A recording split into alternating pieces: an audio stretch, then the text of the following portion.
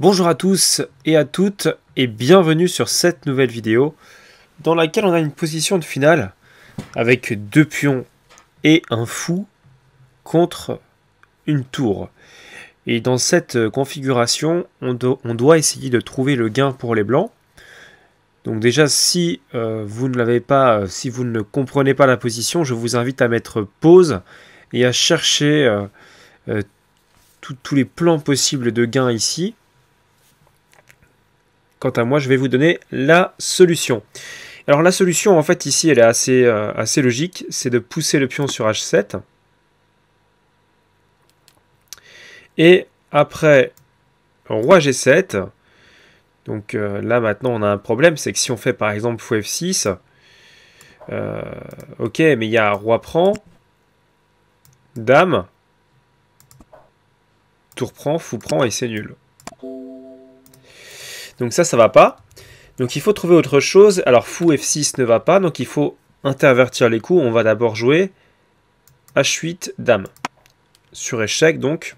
Donc si roi prend G6, le gain va être très facile ici. Hein.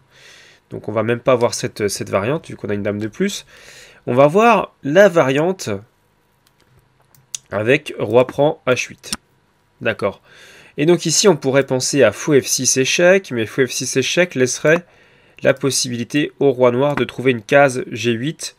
Et là, il est bien devant le pion, il sera indélogeable. C'est pour ça qu'en fait, dans cette configuration, on va faire roi F7 avec la menace en deux coups.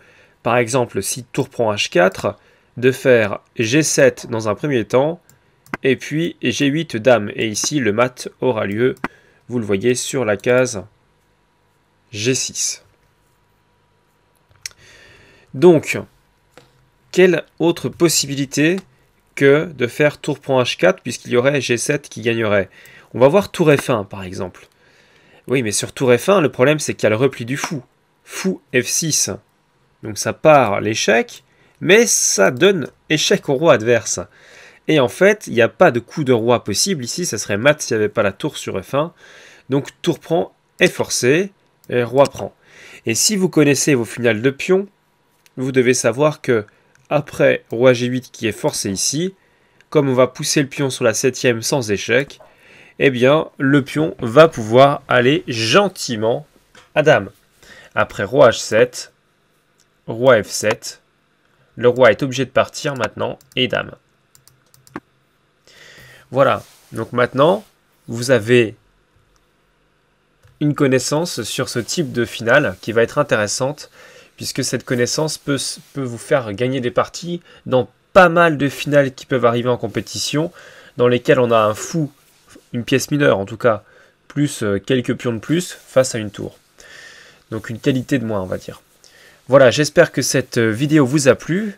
Quant à moi, je vous dis à très bientôt pour de nouvelles vidéos. Portez-vous bien et n'oubliez pas que vous êtes les meilleurs des meilleurs. Ciao ciao.